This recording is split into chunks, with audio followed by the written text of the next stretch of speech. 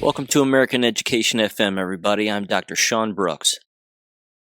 Hi, everybody. Welcome back. Okay, first of all, quick question.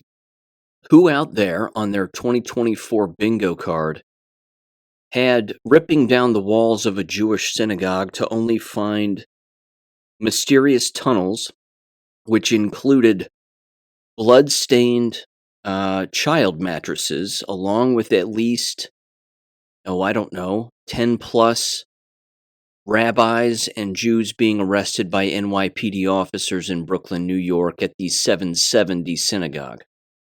Did anybody have that on their 2024 bingo card?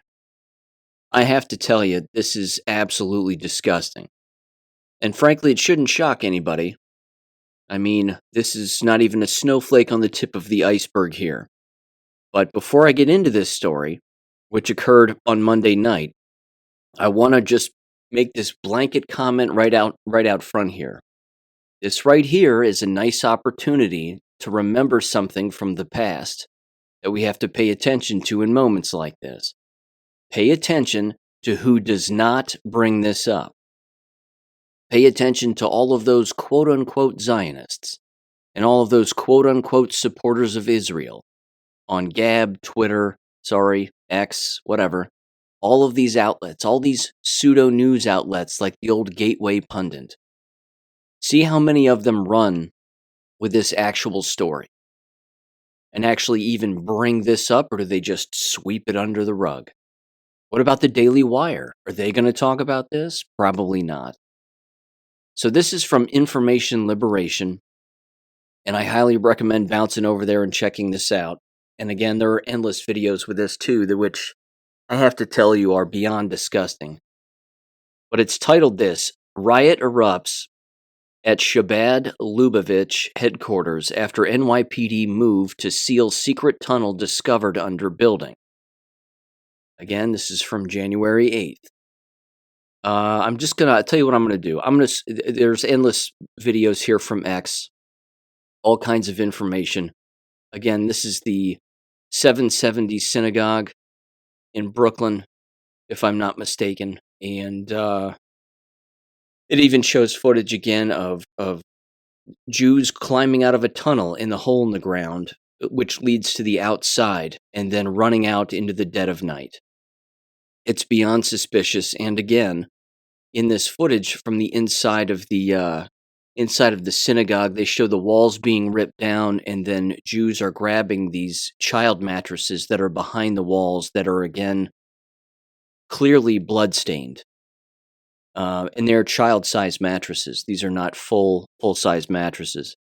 So it's, again, beyond disgusting. There's another picture here of a portion of the wall on the outside having been torn down, and there are Jews on the inside taking their books and putting their books out on the ledge on the street from inside this tunnel, and there's a picture of at least one book here that's covered in blood. It just has blood all over it. So here's the full story. It says from crownheights.info, December 22nd, breaking tunnel found burrowed under woman's section of 770, possibly destabilizing the building. It says the Union Street owner who spoke with crownheights.info said that they had been hearing suspicious noises at night in their home for a period of time. As the noise continued, the concerned homeowner notified someone of the sounds and their suspicion. Around the same time, construction work was underway placing new plumbing near 770. As the work neared completion, a trench was dug to lay a water line, and the surprised workers were shocked to find what appeared to be a tunnel underground, according to a source familiar with the incident. Putting the pieces together, one of the workers in 770 investigated and got the shock of his life when he discovered the tunnel burrowed from the mikveh on the corner of Union Street and Kingston Avenue. The tunnel allegedly extended from the mikveh under the Kingston Avenue women's section of 770, where it exited into the building. While details of the tunnel remain scarce, and with some rumors spreading, it appears that a group of Bakurim began digging around 6 months ago in an attempt to expand 770. working at night for an extended period of time. The Bakram, if whatever the hell, I don't know what that is, began digging from the mikveh building and hollowed out a tunnel that sounds eerily similar to those used by Hamas in the Gaza Strip, allegedly. It says the tunnel, while amateurish, managed to extend all the way to 770, where it burrowed under the Kingston Avenue women's section, possibly destabilizing. Shocked and horrified at what was found, the 770 Gaboyim made the decision to close off the now possibly unsafe women's section to the public, as decisions are made on how to secure the building. Chaos is reigning in 770 after the powers that be attempted to seal the tunnel under 770, leading to widespread vandalism inside the building. It says the incident began this afternoon as the powers that be arranged for cement trucks to come to the 770 and begin filling in the tunnel. Based on Union Street, the trucks began pumping the cement into the tunnel, where they were forced to stop as the Bakram began disconnecting and hosing and vandalizing the trucks, it says. The chaos spread from there. The police were called to the scene to protect the work, so the Bakram, I don't know, took their vandalism inside and began ripping off the walls of downstairs 770, exposing the tunnel and showing the extent of the illegal and dangerous work done. See, I don't think they're outing themselves. I think they're probably just trying to cover up what they were actually doing. It says an update from 10:20 p.m. At present, the scene outside 770 remains active and chaotic, with news vans arriving to cover the story. Inside the shoal of 770 has been cleared of all non-emergency personnel, and efforts are underway to repair some of the damage done. They vandalized their own building. I mean, they were ripping off the walls of their own building. They just they went delirious. I mean, they just went chaotic. It says, as of now, the 770 downstairs shoal will remain closed and off limits until the announcement is made otherwise by the shoal. Nothing to see here, folks. It's all perfectly normal, unquote. I have to tell you, this is beyond gross. This is beyond gross. You talk about a racket, and you talk about potentially being able to use the RICO statute. I have to tell you, this is beyond disgusting. The image alone of a child mattress with what is evidently bloodstains on it in a very specified location of the mattress being pulled out from the walls of this synagogue and then sort of, almost saved. It was almost like they were trying to protect it in some way. This is just beyond disgusting. But I'm telling you, this is biblical stuff. It's biblical. I'm almost speechless. This is a big, big deal. This is being exposed now the way that endless people don't want it to be exposed, as we know. Certainly they don't want it to be exposed. And I'm telling you, this is another perfect example and another test that everybody should slow down and pause and just pay attention to who does not bring this up. Who isn't bringing this up? Those are the individuals that are covering for themselves, covering for these satanic Jews, covering for child trafficking, covering for all of it. I'm telling you, this is amazing stuff. And this isn't going to be the only one of these that occurs like this. Guaranteed. Guaranteed. Again, this is a snowflake on the tip of the iceberg. Once you kick this ball down the hill, it's game on. And it better be game on, because with every single one of these exposures, they're just going to continue to out themselves as being the Synagogue of Satan, and it really is going to be remarkable. Wow. Okay. With that said, let me move to this same story. This was on the Chan boards. I came across this. Let me read this. This was from January 9th of 2024 here. There's a couple of posts. And it begins by saying this. It says, any New York Anon wants to get there and find the evidence. Said you would unironically never come back. Was homeless for 10 years in NYC, had a friend who disappeared this way. There's a bridge with an entrance underneath hidden with a false wall. Never saw him again. Unironically, do not look for these tunnels if you value your life.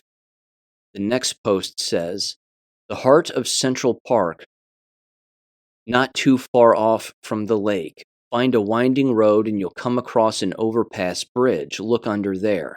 You'll find some stones that do not match the old ones. Pry them, but trust me, if you enter, you will not come back. The entirety of NYC has a maze of tunnels underneath, from old abandoned subway tunnels to amateur-built ones like these. You see some shit when you're homeless in this city for a decade, but even I wouldn't dare to fuck with the kike tunnels, they said. They said, also don't fall for this PR video. The cops are cahoots with them. They would regularly take kids from Ward's Island, a secluded island with one bus route that runs every hour, with the promise of taking them to a temporary shelter apartment. The ones who caught the kike's attention would be trafficked through these tunnels. Then another post, again from the same person, says, yeah, he was more adventurous than me. He had seen it a day prior. He went back to check them out, but I got an off vibe from those tunnels, so never went. He's talking about his friend that he lost, I guess. He says, our usual meetup spot would be at a small pizzeria near Midtown Comics. I waited the next day, nothing. Went to the park in the same spot. Stones had been completely patched over with new ones. Was shooed away by cops after standing there for like an hour. Never saw him again. There's entire ghost tunnel lines that the kikes in NYC use when you're homeless and try to sleep in some of them to avoid the cold. A lot of them times you would see yids having access to the tunnel doors. Once they saw you, you would get a squad of cops come clear you out in 10 minutes flat. This city is evil, Anon. Unquote. And then they actually took a picture of the bridge. And, yeah. There it is. It's a stone bridge. It has a giant archway where, of course, you can walk through it. And this is the bridge that they're referring to, where there's a tunnel attached to this particular bridge. It's certainly wide enough to have a tunnel attached to it, certainly through it, and rocks on both sides, and hills on both sides. But wow, absolutely disgusting. Of course, we are aware of the tunnels in New York City. I recall that even back in 2020. Around election time, if memory serves, there were a lot of posts, again, saying that that's exactly what was going on with those tents in Central Park, that they weren't for quote-unquote COVID cases, but they were actually military there, and that they were working their way through these tunnels to pull children out. That was the prevailing rumor back then. And given this and this revelation now, I have no doubt that that's what they were doing. No doubt. And they should fill them all in with concrete. They should find every single one of these tunnels and again, liberate them, first of all, which I'm certain has been happening across the world, certainly throughout the last 4+ years, if not longer than that. But yeah, ladies and gentlemen, again, this is a snowflake on the tip of the iceberg here. This is going to get worse with time, and it's going to be unavoidable. But as I said earlier, keep in mind who does not bring this up, who's not talking about this. That's going to continue to be a massive story, and those people are going to reveal themselves more than I'm sure than they already have. But beyond disgusting. Okay, let me move to this now. This was interesting, and again, I projected this accurately, which was good, I think. And all kudos goes to Josiah Richwine for sending this my way. He told me about an acquaintance of his named Morgan Ariel. And Morgan Ariel owns her own clothing company. And she's a young gal, New York accent, so I assume she's from around there. And she, let's see, she was on Stu Peters and has been on Stu Peters before. And basically, Josiah sent me this, and he said that she just got terminated from TPUSA, Turning Point USA, as apparently one of their ambassadors. Now, why she would be an ambassador for Turning Point USA is kind of beyond me.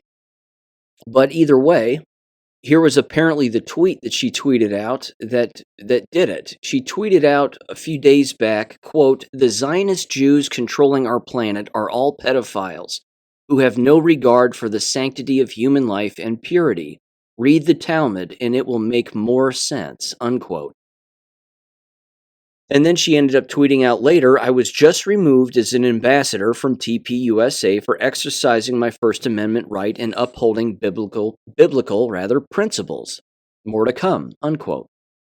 She then posted the text message that apparently she received from someone at Turning Point USA where they said, quote, "Morgan, we've tried to reach out to discuss some of your recent commentary. We 100% believe you have the right to express yourself as you see fit, but what you're expressing is further and further out of sync with the values of the organization.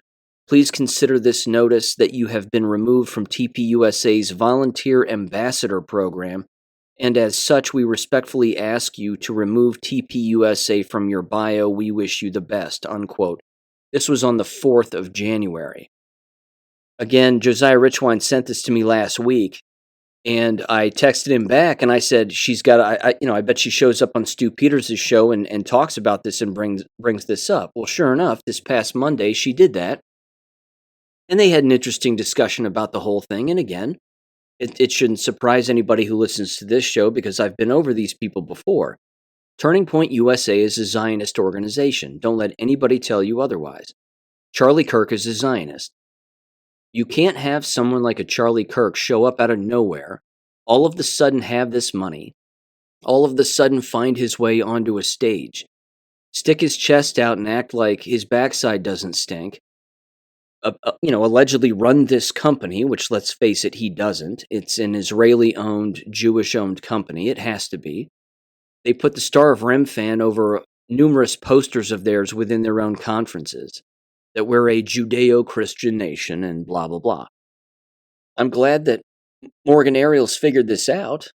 The question I have is what did she have figured out earlier? And why would she want to associate all of a sudden with such an organization if she knew that they were, not on the up and up?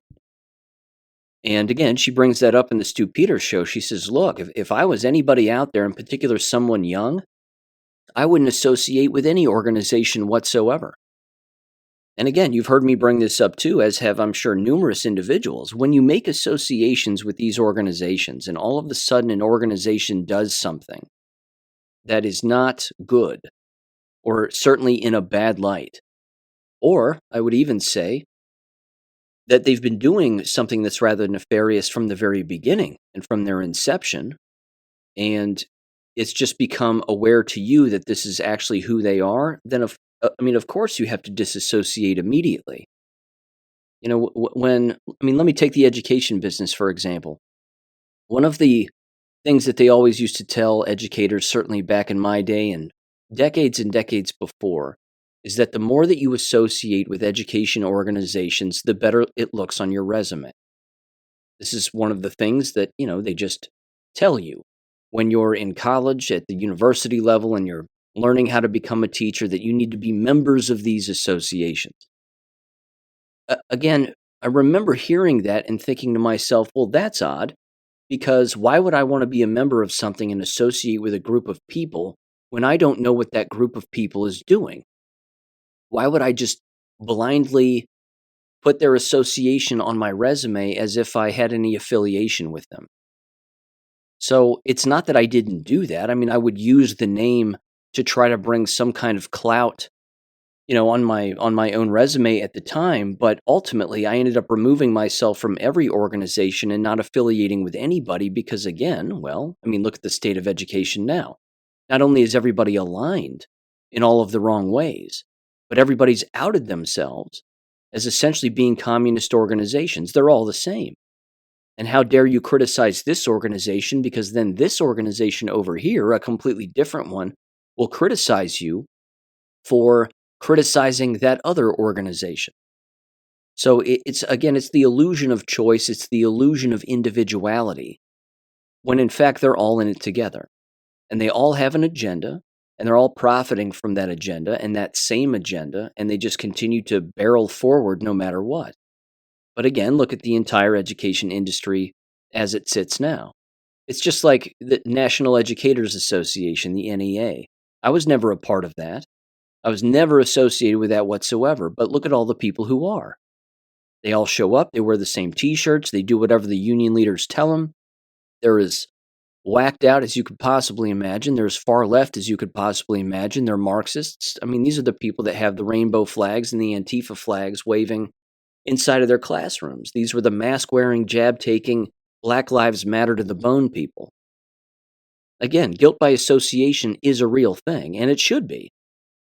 It really should be. But again, in Morgan Ariel's case, I mean, she's a God-loving human being, and God bless her for figuring this out. But, welcome to the party. I mean, we had these people figured out an awfully long time ago. I remember when Charlie Kirk first showed up on the scene, I thought to myself, this kid's green behind the ears. He's still, he's still soft. I still think he's soft. But even so, where did this guy come from? There are many things, again, that are being revealed, and I would just invite people to remember that right there is one of those signs and sort of one of those cards in your deck of cards in the game of life here that really has to be pulled, and you have to examine every single time that something like this occurs is, again, not only where did the individual come from, but what is the individual saying about these kinds of events? I mean, where's Charlie Kirk in this entire discussion regarding Morgan Ariel, and where's Charlie Kirk when it comes to this entire discussion about a Jewish synagogue being torn apart by their own, only to discover a giant hidden tunnel with blood-soaked child mattresses? Is he going to comment on that? How about Steve Bannon? Is he going to comment on that? How about anybody in Congress? Are they going to bring that up? Or is bringing it up anti-Semitic? When it's on film, a real thing, and you can see it. Again, I wouldn't hold my breath when it comes to Charlie Kirk apologizing for anything. Certainly not his associations, along with endless other individuals. And again, when you live in a glass house, you can't throw stones. And these people are throwing stones like nobody's business. And they're doing it buck naked, too. And everybody can see them for who they are because, again, we have to pay attention to what they are not bringing up. What are they not talking about? And if they do bring it up casually, why aren't they diving a little bit deeper the way that they dive into other things? Again, election fraud is always their go-to. That's their safe space. Well, something's happening with Jews over here. Well, we can't talk about that, so let's go back to election fraud. Let's bring up 2020. Let's reference Trump one more time.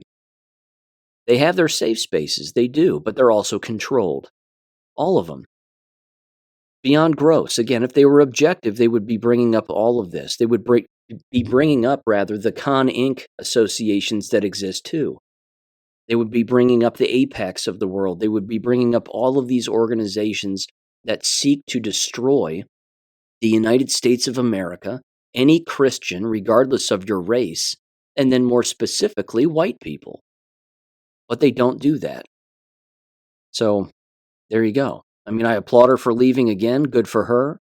I knew that she would be on Stu Peters. I knew that was going to be an immediate thing. And it turned out to be. So, there you go. TPUSA, ladies and gentlemen. More Con Inc. for you. And there you have it. Okay. There was this too. And this is frightening. A couple of things are actually frightening here regarding Australia and what's continuing to happen there. It is official now that if you make a Roman salute in Australia, that you can receive up to 12 years in prison. Not kidding. That's a thing. How long has that? I'm sorry. Violent, or even 5 years, it says. But I've seen others that say 12 years, so it's hard to tell. Could be 5 to 12. I suppose it depends on the judge. Petting a dog, as the meme says, which is absolutely hilarious. I'll put it in a war video if I haven't already put it out on Gab, but it has a person's hand raising up and down in the air. Petting a dog is okay. Petting a child is okay. Waving to someone is okay. But if you raise your hand at just a particular angle, you'll receive 12 years in prison. It's just nuts. Again, you want to find out who rules over you, figure out who you're not allowed to criticize. This is from a Eugene T. PhD. on X.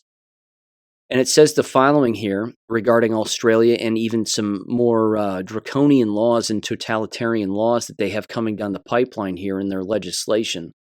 It says, quote, 5 years prison for accessing violent extremist material online unless you're a Fed or journalist.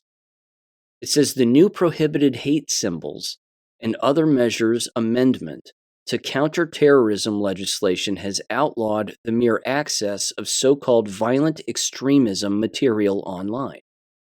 Now keep in mind, it's not violent nor extreme, not to mention who gets to define that. Of course, in this case, it's government. It's their government. And if they think that a meme is offensive, well, off to jail for you. If you're looking up a particular subject, even if you're an independent journalist, again, it shouldn't matter who you are. Information's information, but could be off to jail for you too. They continued, they said this would seem to apply to everything from PDF books, the ordering of books online, and even the storage of memes that could be construed as promoting violent extremist content, quote unquote. The irony is that the only exceptions for such possession are for those engaged in law enforcement activity and journalistic activity, or activity of a private individual assisting law enforcement. So the law itself is designed to be abused by police and journalists collaborating together to entrap private citizens. This offense carries a 5-year sentence, retweet. They said material, it says here, quote, material is also violent extremist material if it is reasonable to consider, and they have reasonable in quotes, to consider the material together with other material, and were all of the material to be taken to be a single item of material, it would constitute violent extremist material, unquote.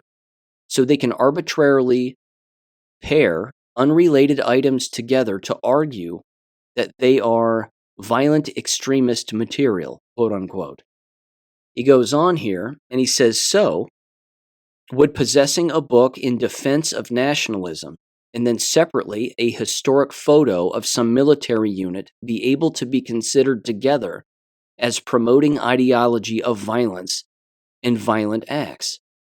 It says the law was largely the culmination of relentless campaigning from the chairman of the Anti-Defamation Commission, Jewish, a Devir Abramovich is apparently their name. And then it says, in Parliament, promotion of the bill was championed by Attorney General Mark Dreyfus, also Jewish. Furthermore, just posting a photo that features a swastika online is now punishable by 12 months imprisonment. My apologies, I think I said 12 years earlier, it's 12 months. Either way, terrible. It says retweet this important information and deceptive attack on patriots. He wraps up here and he says the bill had bipartisan support and the level of absurdity is such that they exempted the ISIS flag from banned symbols for the Muslim community. Islamic terrorist symbols are okay, but pro-white symbols aren't. Share far and wide, Australia is under tyrannical control, unquote. No kidding. In fact, there's this video that's bouncing around too. It's from a Rebel News journalist who, again, Rebel News is Jewish owned also. But even so, in Canada, they walked up to one of Trudeau's henchmen. This would be the female. My apologies on forgetting her name, but she's the one who I think is one of the health secretaries or something along those lines. You'd recognize her if you saw her. She's the one who shakes kind of uncontrollably and looks like a lunatic, little short gal. Either way, the Rebel News journalist walks up to her and one of her colleagues as they're walking on a sidewalk, and he starts to ask her questions. And he's got the microphone in her face, and he's walking alongside them. And he's not looking to see where they're walking. He's looking at her as he's walking. A police officer, a Canadian police officer, then jumps in front of him and stands in front of him. And so the journalist bumps into the police officer, and they basically just like touch wrists. That's all that happens. And before you know it, the journalist is arrested for assaulting a police officer. They have the whole thing on film. They have the whole thing recorded. It's right there. You can see it crystal clear. They actually arrest the guy, allegedly. Again, assuming that it's not some scripted scene that they're doing this to just scare the masses. But even so, they allegedly arrested the guy. And he said, again, over and over to this journalist's face, he goes, "You're being arrested for assaulting a police officer." And he goes, "I didn't assault you. You just stood in front of me and I didn't see you and I bumped into you and you intentionally bumped into me. So what are you talking about?" I mean, again, how much more are people going to be able to take regarding all of this? How much more can they possibly take? These individuals get to walk around like they own the place. And they, of course, have the protection of the police no matter where they go. These are the criminals. The politicians and the government are the criminals. If the police are consistently protecting the criminals, then what are they going to do to us? They're not going to protect us. They're not here to protect and serve us.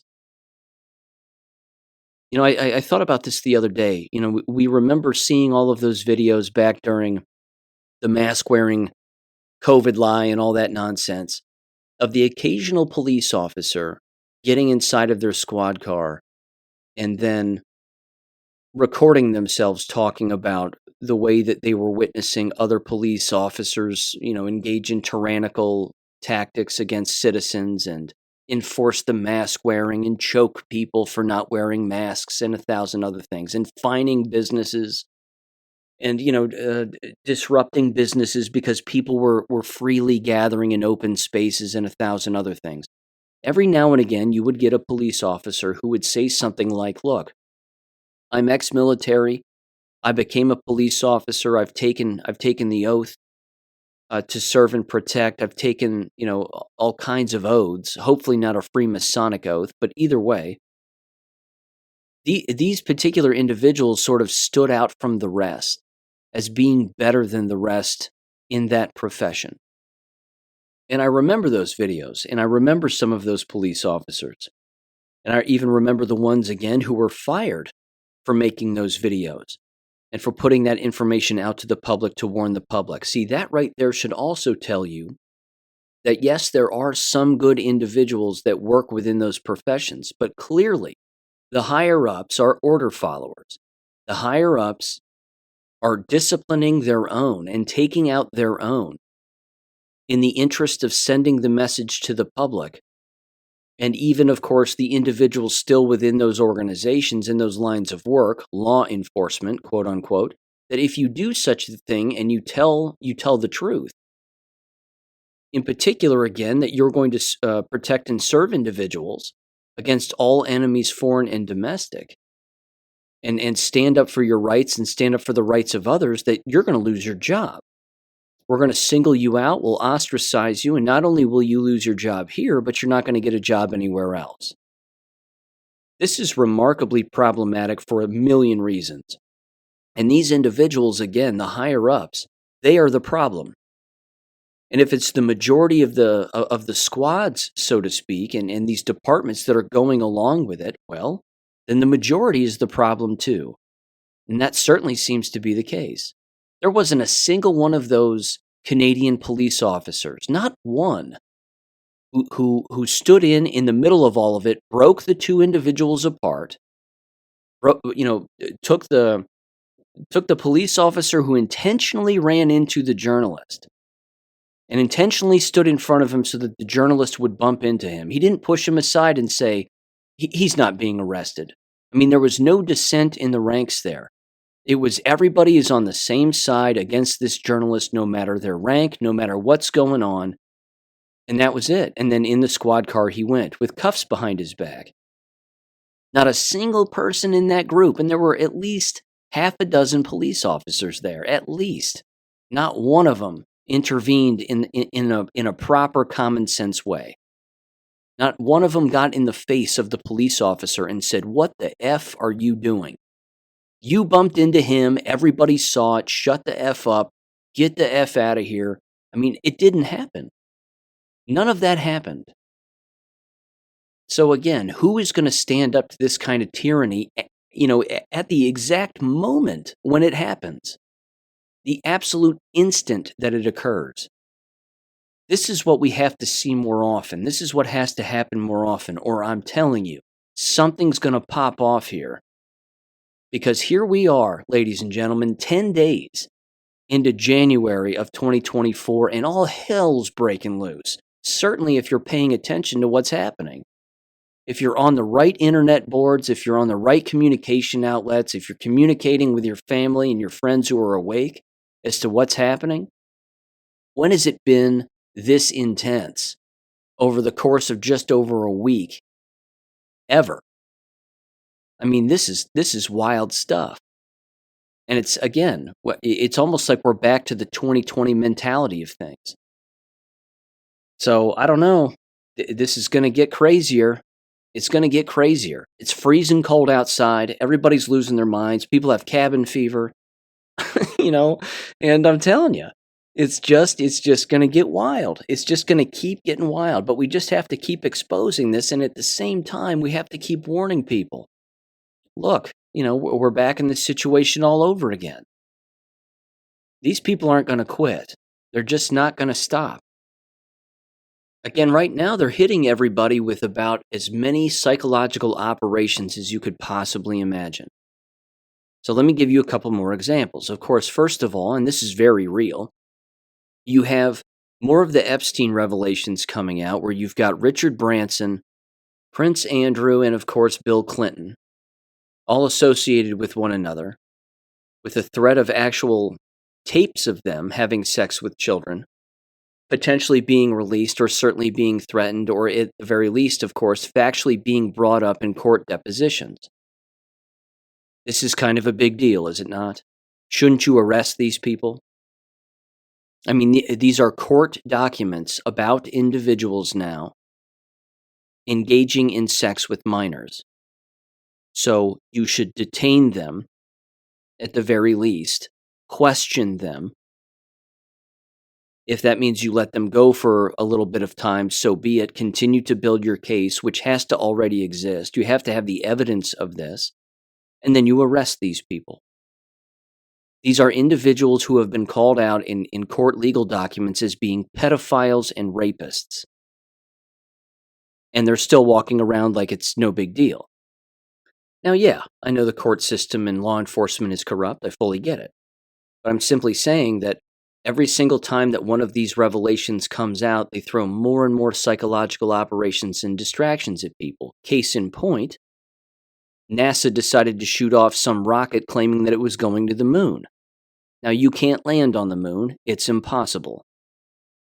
We've never landed on the moon. It's completely impossible. The whole thing was staged. The whole thing was fake. Anybody with a brain in their skull who's not completely brainwashed fully understands this.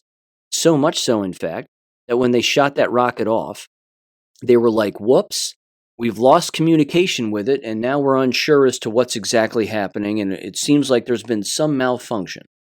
And isn't it funny that they never show the full footage of the actual rocket itself actually leaving anything, because you can't leave Earth. It's an enclosed space. So they never want to show the footage now of the rocket leveling off and being level with the ground below it. They don't even show that. They're just like, look, here's it taking off, and here's it flying through the sky. Okay, that's it. End of story. We're going to go land on the moon now. And now no one's talking about it anymore. That leads me actually into the Iowa fake shooting. Same thing. We're now into education here, but again, the Iowa fake shooting is a perfect example. They bring it up, it makes the rounds for a day, and then it's gone. Just like that. No one's talking about it anymore. Let me read through this, and I have a pretty good deal to bring up regarding this particular story here, but this is from NBC. And get a load of this. I mean, it's in their title. The absurdity of the event is in their title. Keep in mind, this happened in a high school, allegedly. I don't think it happened at all. The evidence is pretty crystal clear that that's the case, but they're saying that this happened in a high school. Here's the NBC title. And this was from, let me get you a date here, January 5th. It says 6th grader killed in Iowa school shooting is identified as details emerge about hero principal. Why is a sixth grader in the high school when the middle school and the high school start at the same time, and they both start at 7:55 in the morning? Seems rather odd, does it not? And then what they do in this story is they paint the principal, allegedly, this Dan Marburger, as being the jolly giant and the guy who would always run into a burning building. And he distracted the shooter and was shot 3 times and suffered wounds and is still in the hospital. And, that's just dad, quote unquote, says the so-called principal's daughter, that this is exactly who he is and this is exactly what he would do. What does this sound like?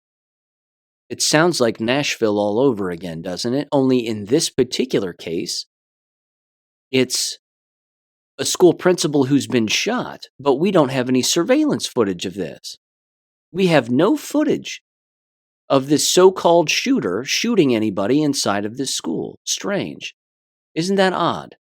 Security cameras are running all of the time inside schools. Why don't we have a single second of it? Is this footage going to drip out with time?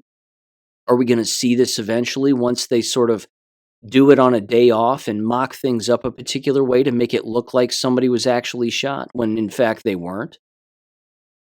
Again, remember in the Nashville shooting, it was the same kind of thing. The hero principal, this elderly female, wrestled with the transsexual until ultimately she was overcome by the transsexual's strength and she was knocked to the ground and shot. They battled it out like Spock and Kirk in Star Trek as much as they could as the music played, and then she was just overridden by the tranny's strength and shot to death with an AR-15. Certainly seems like we would have that footage, doesn't it? Certainly seems like that transsexual would be covered in blood if they had actually shot somebody at point blank range. But that didn't happen, because it didn't happen. Now, before I get into this NBC story, I have to mention this, and this was remarkably disappointing also. Stu Peters is not learning. He's really not learning. And he's not learning on this subject. I'm glad he's gone full bore on the Synagogue of Satan. Congratulations. But please, Stu, for the love of God, listen to this show at least once and understand that these school shootings, by and large, are fake. They don't happen. The other night, same night as Morgan Ariel was on Monday night's episode of the Stu Peters Show, he had on this no-name nobody who comes on and goes, "Oh, this shooting in Iowa was an absolute tragedy. Notice all the trannies that keep doing all these shootings and XYZ, and isn't it horrible?" And then they did the same thing that all the unknowledgeable people do, is they put all of their emotions out on the table, and they use that to justify their anger and their stance on the issue. The guy that he had on basically goes on this run. He goes, I have a fifth grade child. This terrifies me. And this alleged shooter also had an IED explosive device in his bag that he was also going to release onto the student population and kill as many as he possibly could. Where's the proof of that? Where's the proof? Is there a picture of an IED? Where did the picture come from? How do we know any of this is true? Just because some rando decides to say it on Stu Peters' show doesn't make it true. And Stu doesn't question the guy. Because what does Stu do then? Well, he goes on a run about how he has a son who's in 6th grade, and this just terrifies me. We're sending our children to these environments where anything can happen and blah, blah, blah. Well, I thought Stu Peters was the homeschool advocate also. I've also heard him say, look, not everybody can homeschool. Not everybody has the means. Not everybody can do this, do that.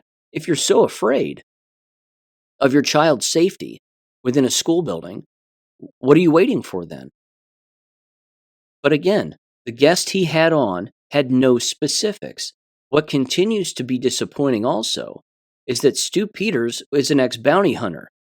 So if he's an ex-bounty hunter, you would think that he would want to put together these things called clues. And that he would think to himself, you know what? I haven't seen a single drop of blood. I haven't seen a single body. All I've seen are these mainstream media outlets tell me what I'm actually believing. So does that mean that all of a sudden everybody believes NBC now again? You see the reversal? And how quick it is for people to just jump right back into the matrix in an instant? It's so disappointing. And they don't even hear themselves talk about it.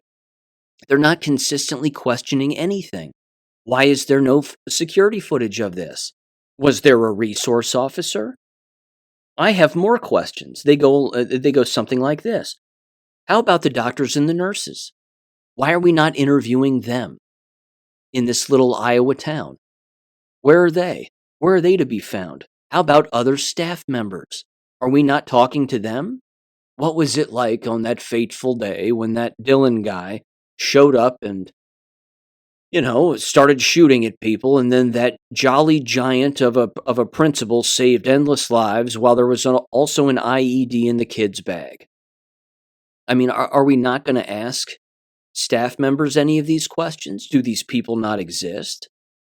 What about the parents of the so-called victims? What about the parents of the so-called non-victims who weren't shot or injured in this case? Are we not talking to them? Is it hands off for everybody involved here?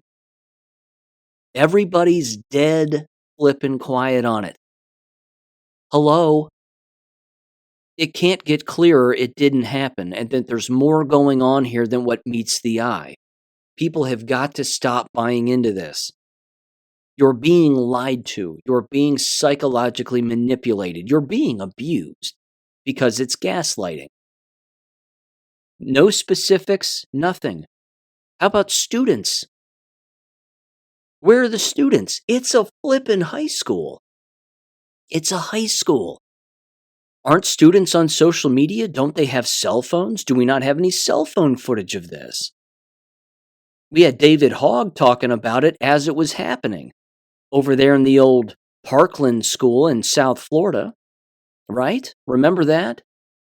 David Hogg was on his phone going, so we're in lockdown. Apparently there's been a shooting, and what do you think about this? He's actually interviewing students because, let's face it, he was a Fed back then. He's a Fed now. His dad was a Fed.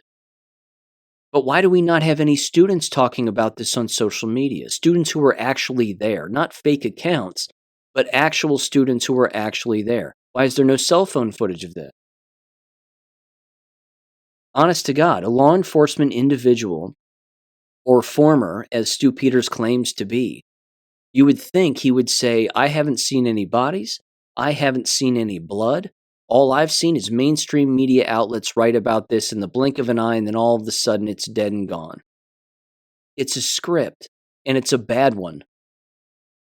Because endless policies were not followed clearly. There was no communication policy that was followed that is standard in every American K-12 school across the nation. And now let me get into the actual NBC story here, because this is beyond laughable and completely ridiculous. It says, the day after the school shooting rocked a small Iowa community, more details are emerging, including the identity of the 6th grade student who was killed at Perry High School. So a 6th grader was killed. Remember the previous audio in the previous episode where the cop said he didn't know who was dead and who wasn't? I'm not talking about that right now. I have a bigger question. Why is a 6th grader in a high school? It says officials on Friday also said that more people were injured than previously reported. How would you not know that? How would you not know the body count 5 hours after it happened? You would know everything. You would know everything. You would know what they like to eat on a Saturday evening. I mean, you would have every flippin' detail. It says in total, 7 people were hurt in Thursday morning's shooting, the Iowa Department of Public Safety said. This is up 2 from the previous count of 5. Did you just lose the two? Did you forget about them? It says Amir Joliffe, 11, was killed by 3 gunshot wounds, and his manner of death was ruled a homicide by the Iowa State Medical Examiner, officials said. Where's a picture of this person? How about a picture of them bleeding? Do we have that? Perry High School principal Dan Marburger was among the 3 staff members and 4 students who were injured when a 17-year-old student opened fire. The gunman, identified as Dylan Butler, died from a self-inflicted gunshot wound, officials said. So let me get this straight too. And by the way, I understand if you've turned the episode off by now and you don't like me going through this fake school shooting, but I'm telling you, no one else is doing this. And that bothers me. That's a problem. It's a big problem. But I'm going through this with a fine-tooth comb, not because you have to. It's rather obvious it didn't happen. But it's the blatant inconsistencies here that are incredible. So ask yourself this question then too. You're Dylan Butler, right? You go into a school building. We're following their story just for the sake of argument. You go into a school building. You have a shotgun and a pistol. A shotgun and a pistol. And a duffel bag.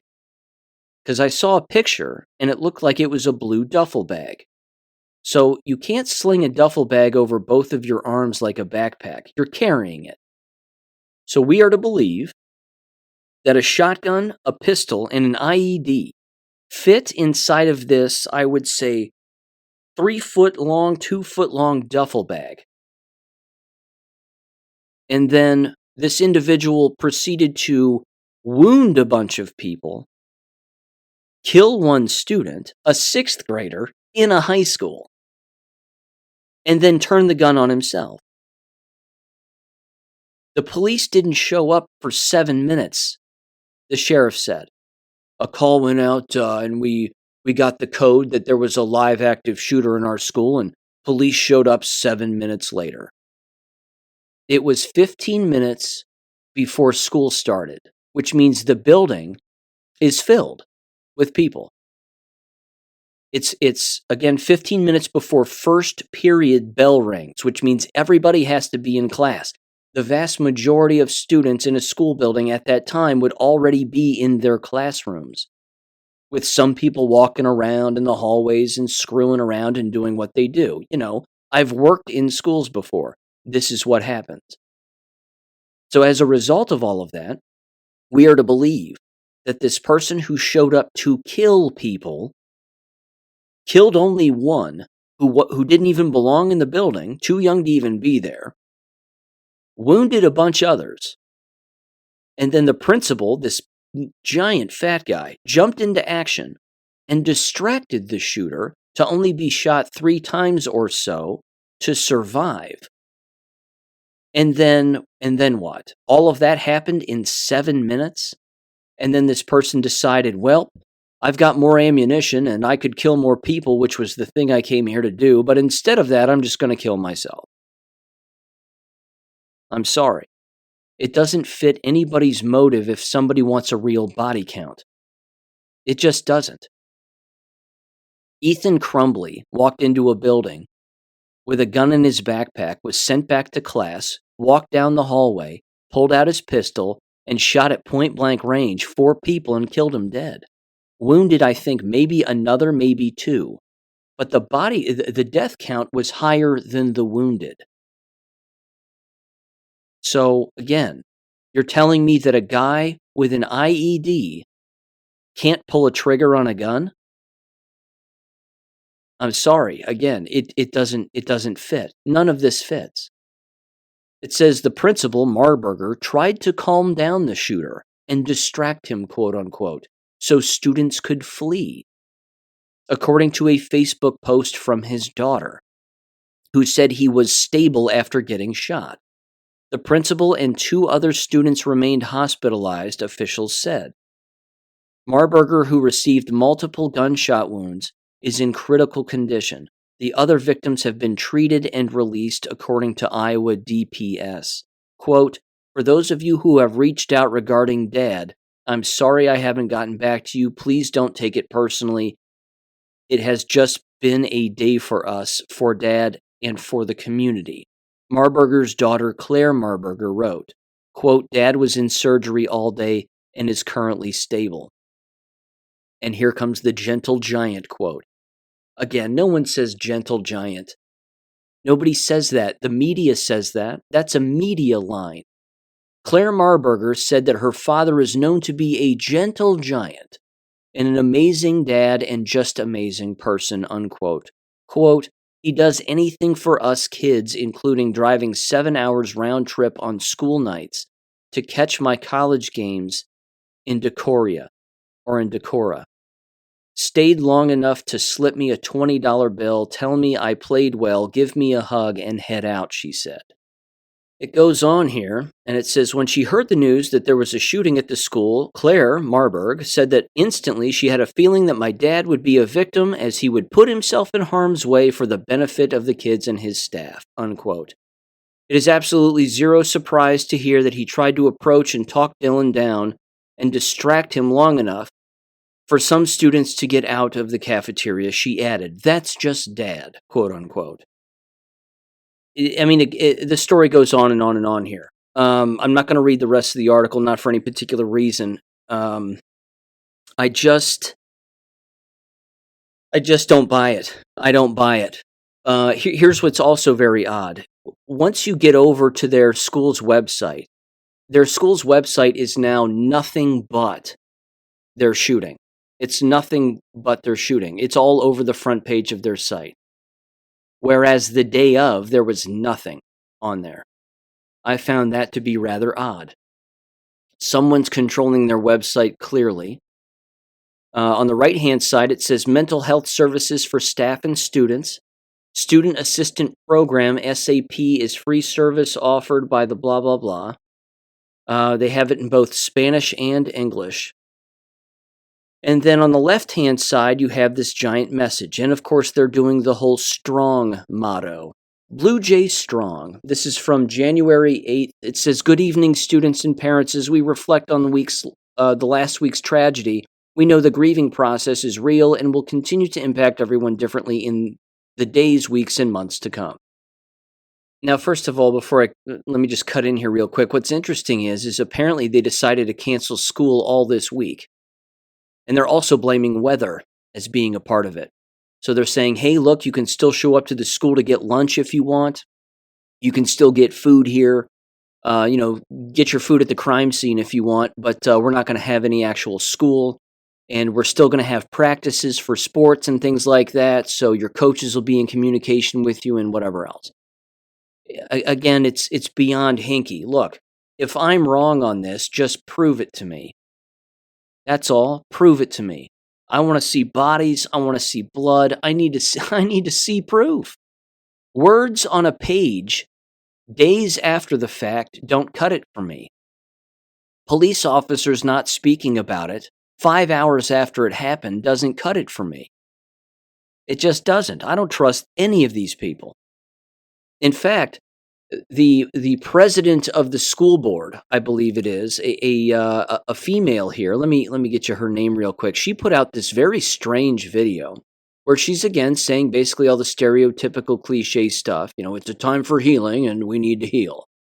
Linda Andorf, president of the school board, she puts out this 1 minute and 38-second video where she's talking, old gal, but she's talking and the camera is right in front of her and she's consistently looking to her hard left. She's always looking to her left. Her eyes are always to the left, and then she never once looks into the actual camera itself. She's looking at some teleprompter clearly, and then she's clearly looking at the number of people that are in the room behind or next to the teleprompter. It's also very odd. But anyway, back to the actual website itself, the district's website. The superintendent was, I believe, the one who put out this giant message. It says, given the importance of staying connected with the school community, a daily message called Blue Jay Strong will be sent out to provide updates on a variety of important topics. Our goal is to share these messages on the district's website through the school messenger system and on the school Facebook pages by 3 p.m. each day moving forward. Today, we are also sharing information regarding the visitation and funeral of Amir Joliffe, our friend, classmate, and student. You know, the 6th grader who was in the high school. We grieve with his family and the entire Perry Community School District at the loss of this special young man. As we continue to provide updates, Blue Jay Strong will be an important communication tool for us in a timely fashion, and blah, blah, blah. It says news for today, Monday, January 8th. Has different announcements on when you can go to the visitation of this dead kid, allegedly. Due to the impending winter weather, students will not be able to pick up personal belongings in any of the buildings tomorrow, Tuesday, as was previously reported over the weekend. Weather permitting, students will be able to retrieve personal belongings from the high school or middle school on Wednesday, January 10th, from 8 a.m. to 3 p.m. So, somebody's in the building. Somebody's working there in order for students to return and pick up their backpacks and God knows what else. I'm telling you, the whole thing is beyond suspicious. This is very odd. This would not be the normal standard procedure for something like this. It says childcare is available at the McCreary Community Building free of charge for school-aged children from 6 a.m. to 6 p.m. Food will be provided and blah, blah, blah. More food, more food, more food. It says high school students will not be returning to classes all this week. A final decision on elementary and middle school students will be coming soon. Please watch the school website and social media channels for any other updates and announcements. Yeah, there you go. And then it says happening tomorrow, Tuesday, January 9th. Practices for all extracurricular activities, both middle school and high school, will resume on Tuesday. Given the possibility of winter weather, changes may be necessary, so please watch for additional announcements regarding this. Thank you for your time, Clark Wicks, Superintendent. Again, it's beyond suspicious to me. It's just beyond suspicious. They didn't even have an alert go out to any parents regarding this 5 hours after it took place, let alone 5 minutes after it took place. That's why I don't think this happened, along with, of course, endless other things as I've already brought up. I'm exhausting this, but you get my point. You should wait for people to prove to you it happened with real hard evidence, not people saying things on camera or not saying things on camera, and then again, creating these convoluted stories of a gentle giant principal stood in the way and tried to save these children. I'm sorry. I don't buy it. If there was a shooting taking place, that's not the standard procedure. It isn't. Where was the resource officer? They were the person who was supposed to intervene. Why is there no talk of a resource officer? Why do we not see any security footage of this entire scenario playing out whatsoever? Big problem. That's a big red flag. Okay, I'm done with it. Unless, of course, something else comes out in the future that's equally as absurd. But time will tell. Again, we're still waiting for that security footage, are we not, of the school principal of the Nashville school wrestling with the tranny, so to speak. Again, absolutely outrageous. All right. This next one. From Red State, more on Harvard here. Interim Harvard president makes almost $1 million a year from drug companies, in addition to his $946,000 salary. His name, of course, is a Dr. Alan M. Garber, who is formerly the school's provost, or still is, but is the interim president. Highly Jewish. He's paid around $496,000 a year for his work, but that's only the beginning of his earnings, it says. He made more in 2022 with $936,000 more serving as a board member for 2 major drug companies, Vertex Pharmaceuticals and California-based Exelix, no way I'm getting that right, Incorporated, Exelixix. Exelix, I guess. Why would it be problematic to have your provost or university president serving as a board member for pharmaceutical companies, you might ask, it says?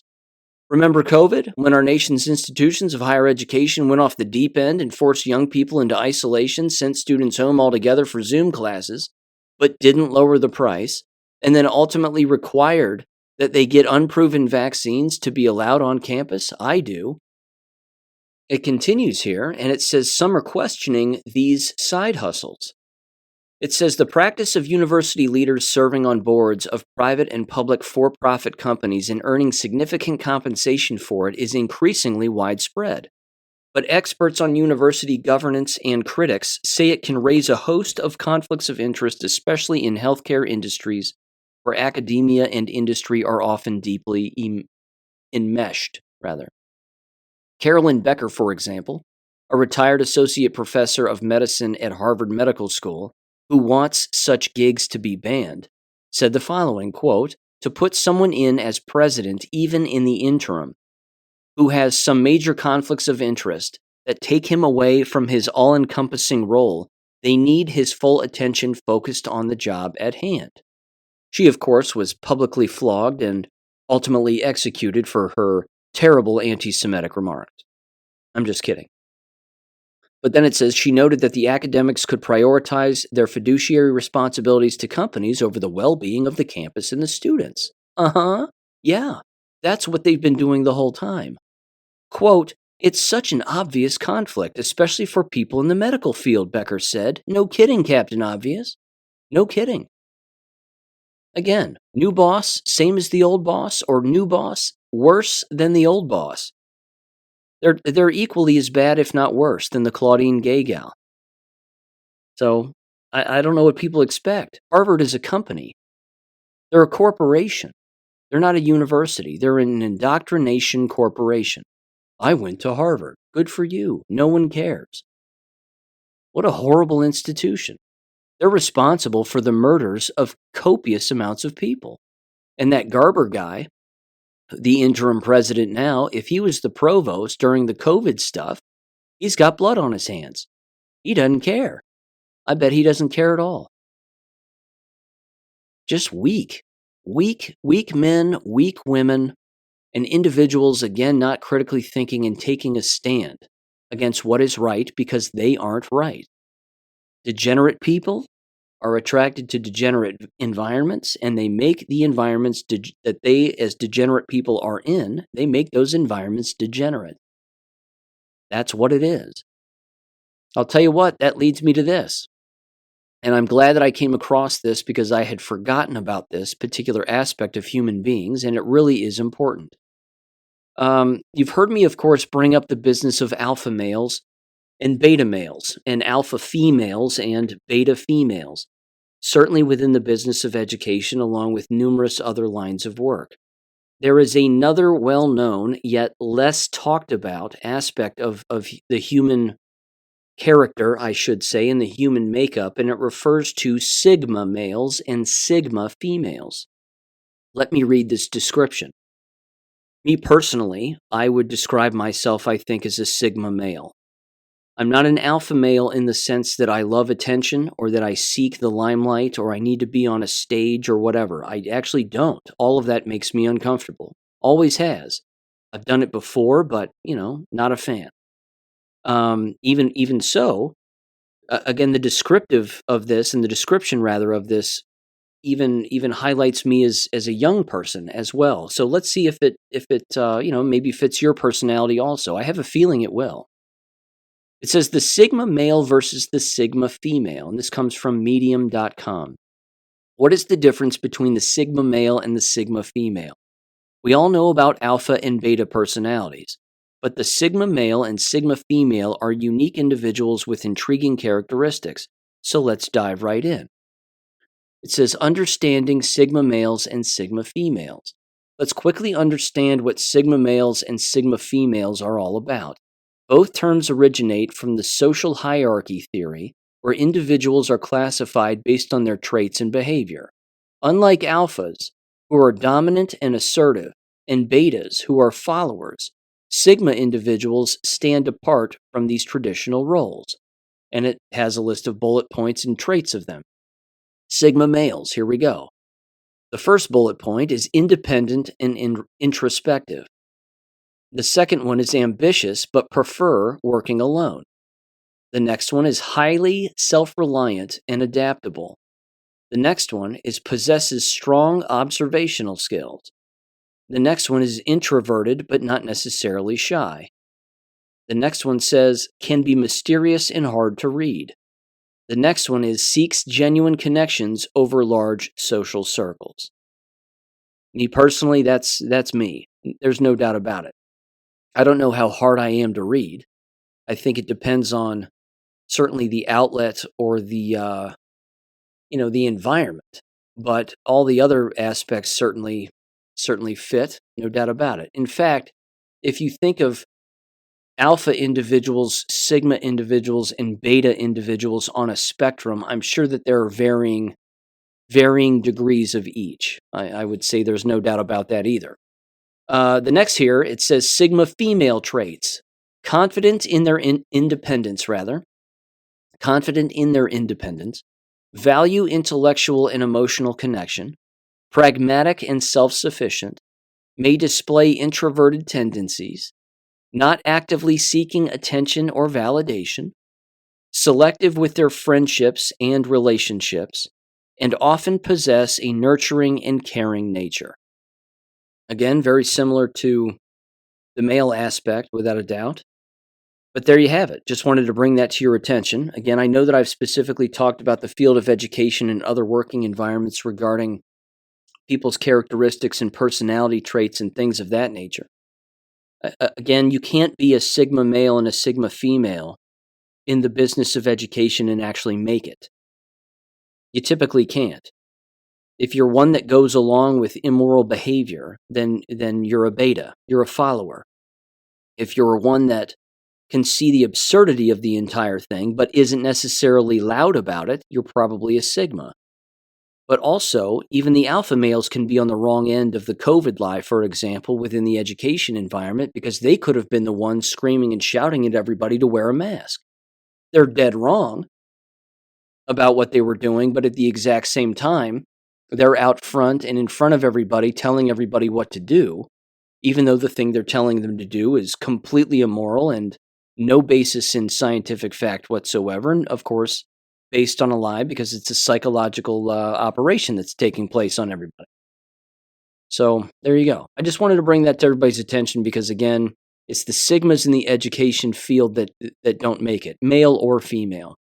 You either have to be a dumb alpha or a following beta in order to make it in this business. That's typically the way that it works.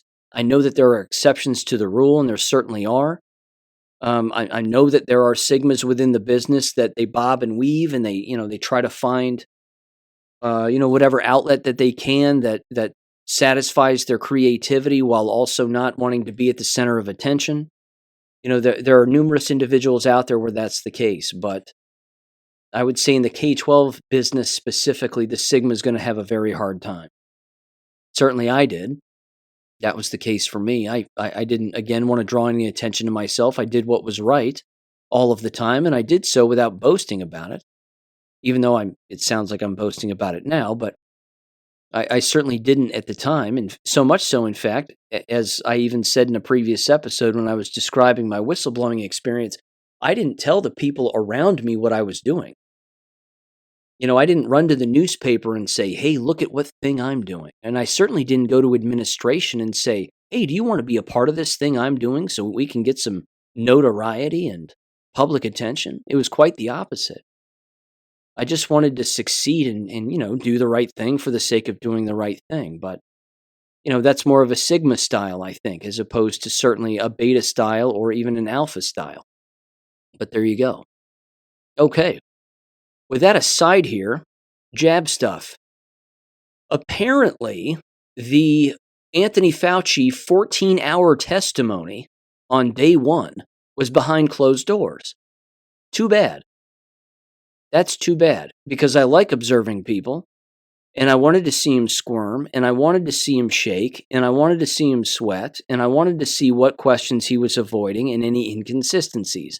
It's a little difficult to pick up on that when you're reading a memo from the chairman of the subcommittee that puts together a one-page summary or a 3-paragraph summary here of what they thought Anthony Fauci said and how he behaved in this meeting. But let me read this nonetheless. This is from, again, oversight.house.gov, the Committee on Oversight and Accountability. Published on January 8th, Winstrup releases statement following day one of Dr. Fauci's testimony. Here's what it says. Select Subcommittee on the Coronavirus Pandemic Chairman Brad Winstrup, Republican from Ohio, issued the following statement after day one of Dr. Anthony Fauci's 2-day, 14-hour transcribed interview. Quote, Dr. Fauci's testimony today uncovered drastic and systemic failures in America's public health systems. While leading the nation's COVID-19 response and influencing public narratives, he simultaneously had no idea what was happening under his own jurisdiction at NIAID. Dr. Fauci signed off on all domestic and foreign research grants without reviewing the proposals and admitted that he was unaware if NIAID conducted oversight of the laboratories they fund. Clearly, the American people and the United States government are operating with completely different expectations about the responsibilities of our public health leaders and the accountability of our public health agencies. Okay, first of all, I'm not done with his summary yet, but we don't refer to these people as our leaders. Take me to your leader. Take me to Dr. Anthony Fauci. He will tell me the truth, and so will the CDC and the NIAID. No, we don't refer to government and government agencies, public, private, or otherwise, as our leaders. So they need to get that language and that verbiage out of their vernacular. It's beyond embarrassing, but I suppose the gullible would look to these institutions and say, oh, tell us what to do, we trust you. Unbelievable. It continues here. It says, it's also concerning that the face of our nation's response to the world's worst public health crisis, well, no, COVID's not real. The shots are, though, quote, does not recall, quote unquote, as I'm sure Fauci said as they state here, I don't recall. Key details about COVID-19 origins and pandemic era policies. Nearly 1.2 million Americans lost their lives to a potentially preventable pandemic. There was no pandemic. I look forward to asking Dr. Fauci further questions about mandates, his role in prompting the Proximal Origin publication, and his policy positions related to masks and lockdowns. Tomorrow's testimony will continue the Select Subcommittee's effort to deliver the answers Americans demand and deserve. Here's a question. Look, before I get into this list of key takeaways from day one, as they have bullet pointed here, how about the emails that made their way to Anthony Fauci that were sent to him? Are those going to be presented to him? The ones that I've brought up on the show here, the ones that came out a couple years back, where they basically said, "Hey, Tone Loc, this looks like AIDS. It looks like you've got HIV, quote unquote, particles and poisons within these shots. Do you know about this?" And he never responds back. I wonder if they share those emails with him. Probably not. Again, it's government. It's the illusion of government oversight. What oversight is this? We know who the bad guys are. Government was involved in this. Government was responsible for this rollout. This is a Department of Defense biological weapon. And now we're relying on Congress and state representatives to have actual accountability or oversight on this? Give me a break. Here are the key takeaways, allegedly, from day one of Dr. Fauci's transcribed interview. And there's only, six key takeaways. The first one, Dr. Fauci claimed that he did not recall pertinent COVID-19 information or conversations more than 100 times. The second takeaway, Dr. Fauci profusely defended his previous congressional testimony where he stated NIH does not fund gain-of-function research in Wuhan. Remember, the term gain-of-function means finding all kinds of poisons that work together to kill people. That's what gain of function means. You're gaining the function of a poison in a person. That's the definition. They want you to believe it's something else. It's not. The third bullet point or takeaway, he repeatedly played semantics with the definition of gain of function in an attempt to avoid conceding that NIH funded potentially dangerous research in China. The fourth takeaway, Dr. Fauci testified that he signed off on every foreign and domestic NIAID grant without reviewing the proposals. Was that because he had a Department of Defense pistol at the back of his head? Probably. The fifth takeaway, a 2020 email previously released by the Select Subcommittee proved Dr. Fauci was aware of dangerous gain-of-function research occurring in Wuhan, China. There we go. Today he backtracked by arguing he should not have stated that as quote-unquote fact. Now, I don't recall him answering these emails. I just recall him receiving them. So he had to have read them, but I don't know how he actually responded to any of them. Anywho, here's the last takeaway allegedly. It says Dr. Fauci was unable to confirm if NIAID has any mechanisms to conduct oversight of the foreign laboratories they fund. Well, that's good to know. They don't, Fauci doesn't know if NIAID has oversight over these laboratories. How do you not know that? And if he doesn't, and NIAID doesn't, then who does? Department of Defense? CIA? Another three-letter agency? Why is this behind closed doors? This sounds a lot like things that he brought up to the actual public. I just don't know why this isn't on camera. So there you go. We're trusting government to provide oversight for government and then spoon feed us answers as to what actually happens without us being able to actually provide the oversight. See, that's supposed to belong to we the people. I thought that was supposed to belong to us. I thought that was our job. Apparently not. Either way, let me bring this up now, and this is interesting. And this right here is a great list that someone created about a year ago where they broke down all of the different studies that have existed for hundreds of years having to do with the lie of virology and the lie of transmission.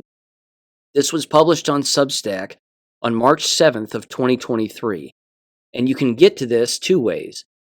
If you go back on my Substack now, the previous article where I talked about the lie of virology and the reality of poisons, that particular article, at the very bottom of that, I hyperlink this particular article that I'm briefly going to read through. And again, you can get to it that way. It's also, the author's initials here are DLP on Substack, and it apparently is titled here the following: Virology, the Damning Evidence, the Stake in the Heart for This Pseudoscientific Profession. That's the title of this particular article. It's very well done. It's lengthy, but it has an awesome timeline bulleted list here on the particular studies regarding, again, the lie of virology and the lie of transmission. So let me dive into this.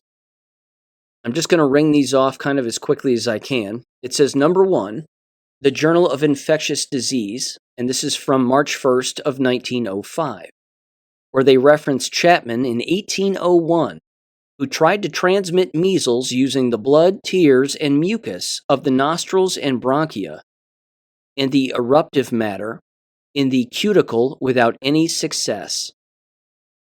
They reference another individual, Willen, in 1809, inoculated 3 children with vesical fluids of measles, but without success. And then Albers, in 1834, attempted to infect 4 children with measles without success. He quoted Alexander Monroe, Bourgeois, and Spray as also having made unsuccessful inoculations with saliva, tears, and cutaneous scales. The next one is Themin, if I'm saying that right. Themin, rather. There we go. 1817, tried to infect 5 children with measles.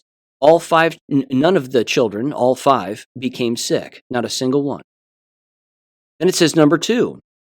Charles Creighton in 1837, in A History of Epidemics in Britain, said, quote, "No proof of the existence of any contagious principles by which it was propagated from one individual to another." A few more quotes here, and then I'm going to get into a few more of their studies. Let's see here. Down here it says, I'm going to skip to number 6 here. It says, Carl Oskar Medin, in 1887, a Swedish pediatrician who was the first to examine a polio outbreak, concluded that it was an infectious but not contagious disease. It says Charles Calvary, in 1894, investigated the first U.S. polio epidemic, saying, quote, "It is very certain that it was non-contagious." And then number 8 here, a list of studies from the Journal of American Medical Association from 1919, or additionally linked here. And this is actually before 1919, but these were links within. It says Warchowski, from 1895, injected small pigs and rabbits with blood taken in the eruptive stage. All results were negative. Belia, in 1896, placed warm nasal mucus and saliva from measles patients on the nasal and oral mucosal membrane of rabbits, guinea pigs, cats, mice, dogs, and lambs, but without any positive results. Josias, in 1898, rubbed measles secretions over the throat, nose, and eyes of several young pigs, but without any effects. Geisler, in 1903, inoculated sheep, swine, goats, dogs, and cats in various ways with all the bodily fluids from patients with measles, including smearing, spraying, rubbing. All results were negative. Pomjalski, in 1914, injected measles blood into guinea pigs, rabbits, and small pigs. All results were negative. And Gerlunas, in 1914, inoculated blood from patients with measles into suckling pigs and rabbits, but without effect. Legard, in 1899, was not able to prove a single case of patient-to-patient contagion in a polio outbreak in Norway. Quote, "Infantile paralysis is of an infectious but not of a contagious nature. As a matter of fact, no indisputable instance of contagion could be proven." I'm telling you, this list is endless. It goes on and on and on. Number 10, Dr. Rotermund, in 1901, from his Diary of Smallpox Experiments. For 15 years, he smeared the pus of smallpox patients on his face and used to go home with his family, play cards at the gentleman's club, and treat other patients, and never got sick or saw a single other person get sick. Unquote. Walter Reed, rather famous name, in 1902, quote, "Without entering into details, I may say that in the first place, the Commission saw with some surprise what had so often been noted in the literature, that patients in all stages of yellow fever could be cared for by non-immune nurse without danger of contracting the disease. The non-contagious character of yellow fever was, therefore, hardly to be questioned." Unquote. I'm telling you, ladies and gentlemen, this list is massive.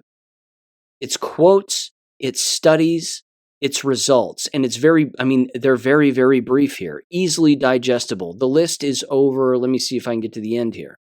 It's over 66 examples of individuals talking about attempting to spread illness from one person to another and it never working, which again proves that poison exists, but viruses do not.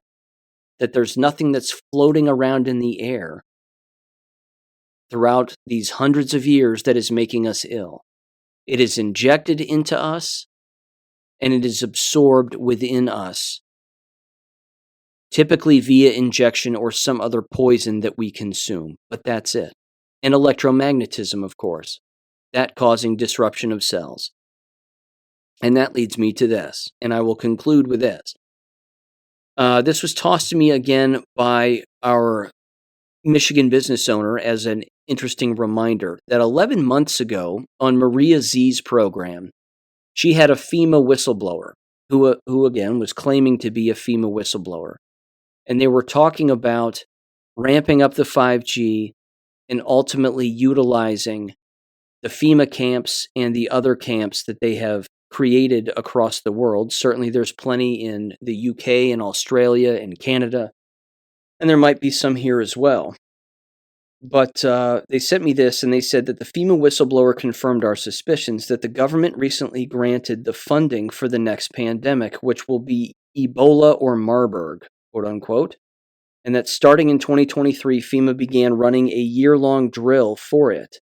They're going to crank up the 5G cell towers to cause illness, specifically in the jabbed, and that will be the virus. And then it says, and in 2006, the DOJ made hospitals part of law enforcement. We are currently under military medical martial law. This is why hospitals can detain people and refuse release. And within those Maria Z talks, certainly within the actual description itself, it described what they called NPIs, or non-pharmaceutical interventions. So any basically way of making a person ill that is not quote unquote pharmaceutical, so to speak, is certainly what they have in store, allegedly. I think we're going to have to do our best to stay on top of that and pay attention to that as much as we can. 5G, of course, is the subject of this show and something that I've brought up with regularity, and that right there, again, I think would certainly hit the jabbed more often than anyone else. I want to revisit this just very quickly, though. You know, there's always the topic of electromagnetic pulses, or EMPs, and what that would do. Not just, of course, to car batteries and, you know, things of that nature in the actual power grid. The question I have is, what would an EMP do to somebody who's jabbed?